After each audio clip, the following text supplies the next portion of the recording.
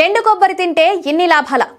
ఎండు కొబ్బరి ఆరోగ్యమైన కొవ్వులు, యాంటీ ఆక్సిడెంట్లు, పోషకాలకు అద్భుతమైన మూలం. దీంతో పాటు కొబ్బరిలో యాంటీ బ్యాక్టీరియల్, యాంటీ ఫంగల్ లక్షణాలు కూడా ఉంటాయి.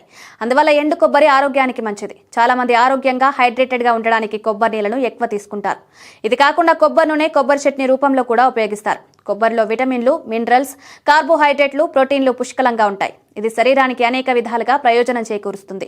పోషకాలు అధికంగా ఉండే కొబ్బరి ముక్కను తినడం వల్ల శరీరంలో రోగనిరోధక శక్తి పెరగడమే కాకుండా జ్ఞాపక శక్తి కూడా పెరుగుతుంది. అధిక కొలెస్ట్రాల్ తో బాధపడుతున్న వారికి ఎండు కొబ్బరి ఎంతో మేలు చేస్తుంది. ఇందులో పోషకాలు చెడు కొలెస్ట్రాల్ ను తగ్గించడంలో సహాయపడతాయి.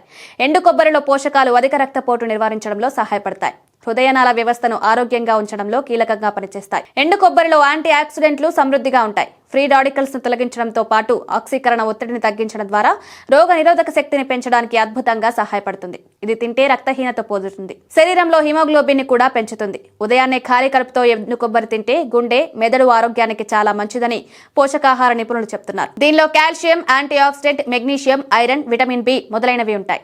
ఎండు కొబ్బరిలో చాలా ఫైబర్ ఉంటుంది. ఇది జీర్ణక్రియను మెరుగుపరచడంలో సహాయపడుతుంది.